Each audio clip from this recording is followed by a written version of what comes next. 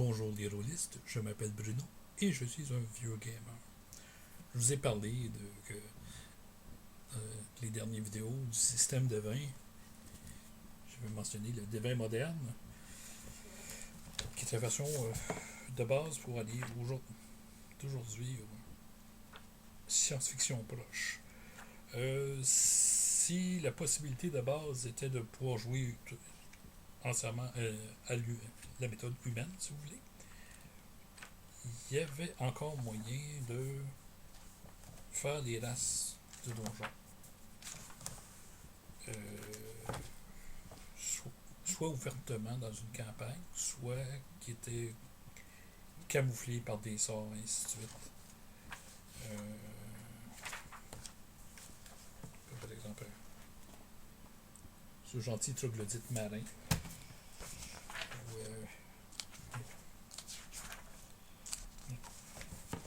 C'est sympathique.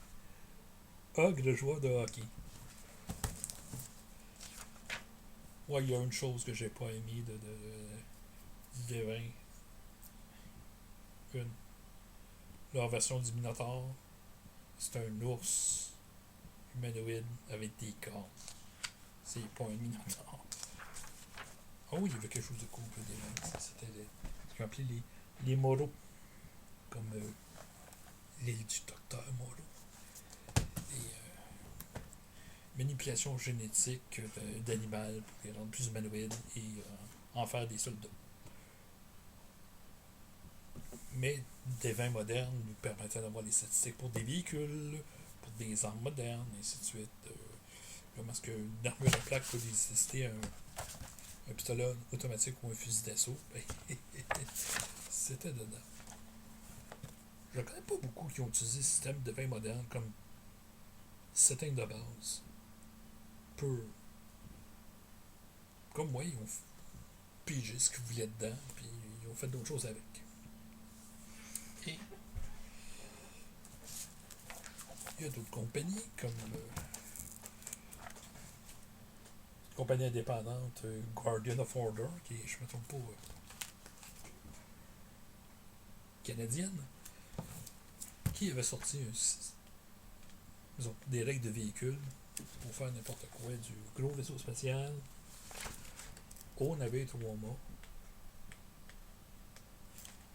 J'ai-tu dépassé? Je pense que j'ai dépassé.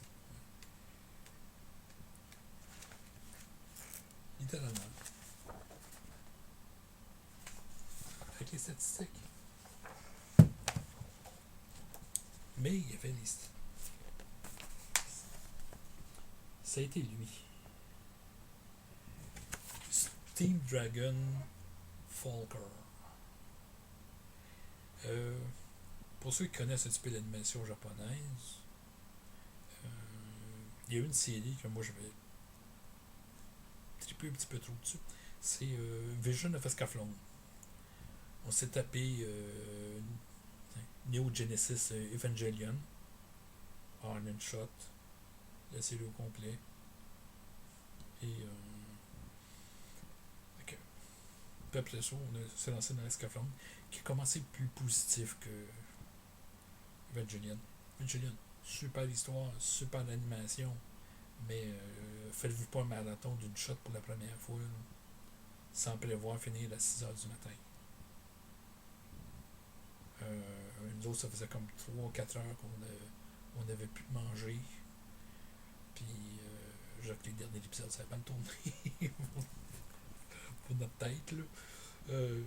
Quand ils font un épisode qui est une fausse fin, ils disent oui, on s'attache à ça. Non, c'est ça. Non. Même si ils viennent de dénier tout ce qui s'est passé dans la série, mais non, ça, on l'accepte. Hein? C'est ça. Escaflowne aussi avait comme a fini un petit peu bizarre comme feeling. Mais Escaflowne, c'est une armure. Un robot géant activé avec un cœur de dragon qui se transforme en dragon.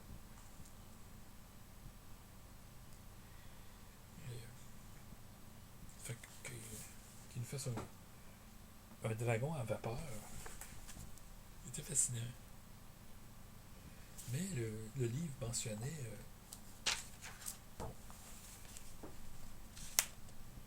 le Mecha Compendium de Dream Pond 9. Oui, enfin, j'ai plus de du Dream Pond 9 que j'étais capable de comprendre. euh, bon, ils ont fait comme quelques versions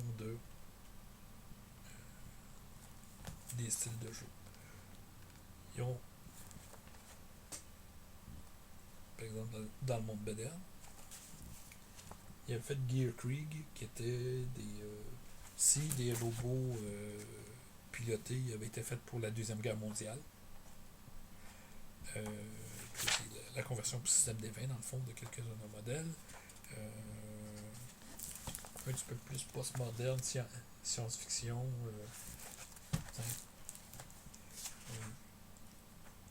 Pour l'équivalent de bien des séries d'animés. La version Grandizer de Goldorak. Ouais. Et là, bon, comme Heavy Gear, Jovian Chronicle, et ainsi de suite.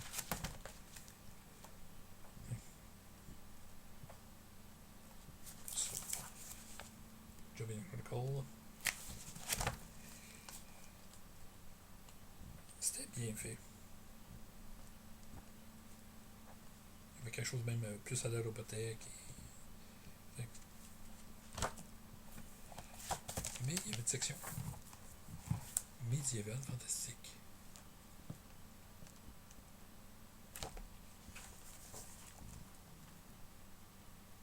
Et le Gurdiel, le gardien divin du feu, avait un adversaire, Foldrus,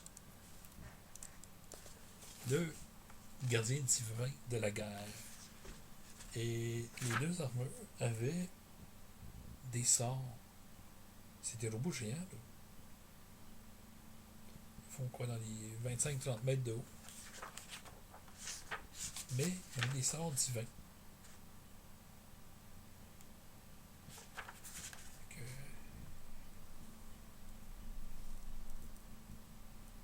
j'ai fait Gurdiel.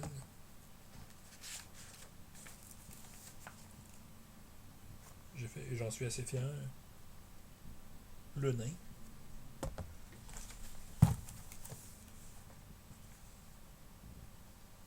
Puis j'ai fait un Steam Dragon Folklore. Sa masse est une tête de dragon, son bouclier c'est des ailes.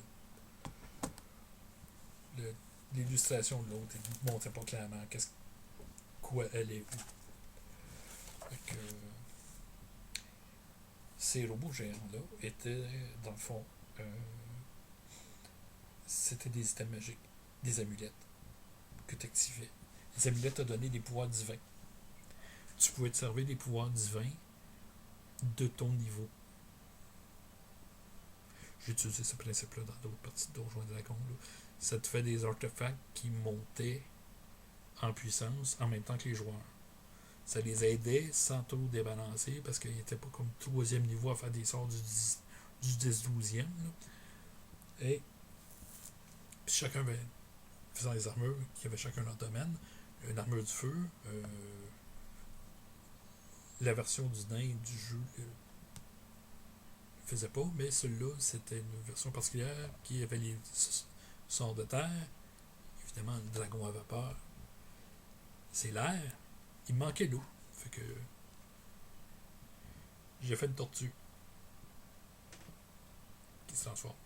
Il n'est pas capable de se transformer physiquement, mais hein, ben, j'ai fait jouer mes joueurs de ça. En 2005, 2006, 2007. Ils ont bien aimé. Ma copine de l'époque avait choisi la tortue parce qu'elle servait aussi de véhicule de transport. T'es capable d'aller sous l'eau. Sa forme tortue était moins, je pourrais dire, dangereuse qu'un dragon ou quoi que ce soit. Tu sais, C'était plus facile de laisser en arrière. Mais, oui, c'est que j'avais combiné ma passion des robots géants avec Donjons Dragons avec ça. Parce que c'était possible, ça fitait, ça augmentait le challenge rating de tout, là, de l'autre côté. Parce que oui, ces affaires-là avaient un plus de challenge rating à les habiletés du groupe. Fait que si t'avais un groupe de 6e niveau, puis eux autres donnent chacun plus 12. Oui. Parce qu'ils te donnent de l'armure, ils te donnent des points de vie, ils te donnent des dommages plus hauts, des résistances aux dommages, tout ça. Ils valent de quoi, là? Ça, c'est un autre point du système que j'ai bien aimé. C'est que c'est. Ouais, je pouvais leur envoyer des affaires plus grosses de temps en temps, puis ils étaient obligés, comme à la Power Rangers, d'utiliser leur amulette, puis appeler le gros robot, puis se battre contre le dragon ou quoi que ce soit. Mais ça allait moins les récompenser que s'ils se battaient contre le dragon direct. C'est qu'il t'a incité à essayer de se battre directement contre le monstre. Un peu comme dans CCD là d'ailleurs. Absolument, ils essayent tout le temps de se battre contre le monstre jusqu'à temps que le monstre devienne géant. Puis là, c'est là pendant 10 minutes qu'il n'y a pas le robot géant. C'est un genre d'animation japonaise, puis dans certaines séries TV japonaises. Et ouais. Devin m'avait permis de l'exploiter. Et je vous signale que c'est 2 compagnies différentes qui se sont supportées en utilisant le système d'une 3e. Qui m'a permis de faire quelque chose de complètement différent au bout du compte. Là. Puis on jouait même pas Steampunk, c'était High Fantasy, cette histoire-là. J'ai utilisé les mechas de certains autres, une petite version plus Steampunk.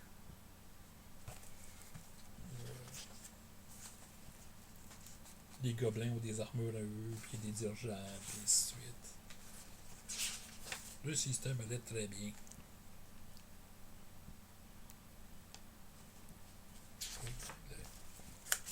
La version à la Voltron ou Transformers, je pense que c'était des robots autonomes qui se mergent ensemble pour faire l'humanoïde géant, et ainsi de suite. 31 pieds. C'est pas énorme. Oui, il y avait des armures de combat, c'était des exosquelettes qui boostaient un peu le porteur, mais sans en faire un géant. Il y avait ça racle large.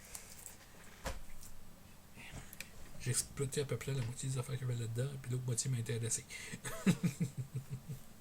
Oui. Si j'avais eu encore mes autres livres de Jovian Chronicle, j'aurais probablement fait une campagne en faisant une conversion de tout ça. C'est bien plus tard que je me suis équipé en Gear Creek, par exemple.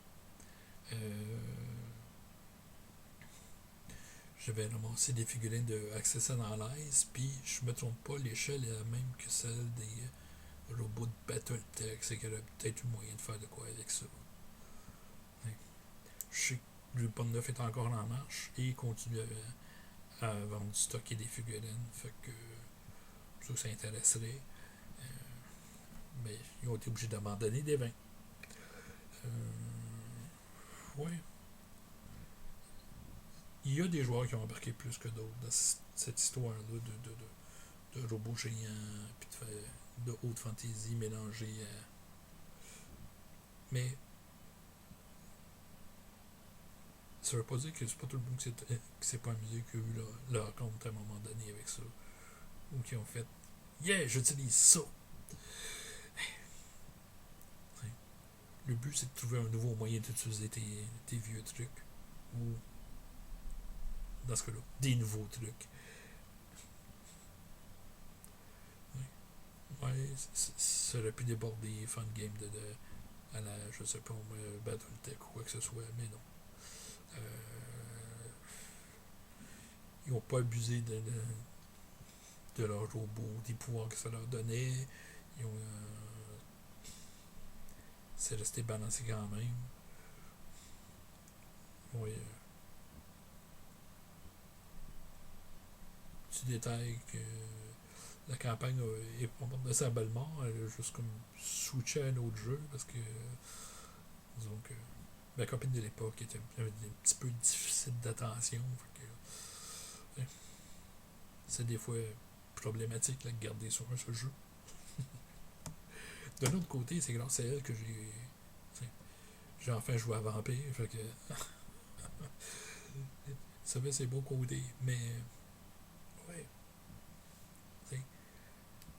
j'ai créé mes propres affaires en me servant des règlements de trois compagnies complètement différentes que tout ça tenait. La mécanique marchait. Et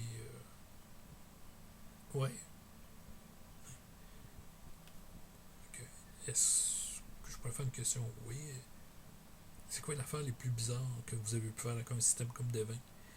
Que vous avez croisé des mondes de campagne, des systèmes, des suppléments.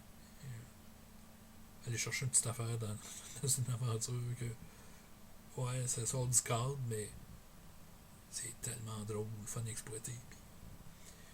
Puis, je vais lancer ça dans la campagne. Je sais pas comment mettre ça en un mot plus simple comme question, mais quel matériel d'autres jeux vous avez mis dans un jeu? Ça existe déjà. Vraiment, je vais y aller pour le D20. Qu'est-ce que vous avez eu de d'autres compagnies que vous avez embarqué dedans? Je veux dire, j'ai des aventures que je regardais tout à l'heure dans ma bibliothèque qui étaient publiées par des petites compagnies que je sais pas si ça existe encore. Je sais pas si ça existait au-delà de la petite affaire qu'ils ont publiée. Mais,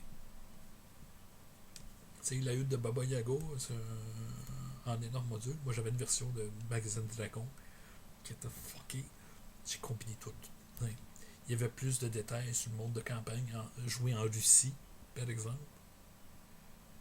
pour exploiter Baba Yaga comme il faut, dans un jeu médiéval fantastique ou même pelé moderne, comme Call of Cthulhu. Ouais. Que la version de TSR de première édition. Ouais. Ben, une fois dedans, j'ai utilisé l'autre carte. Parce que, ouais.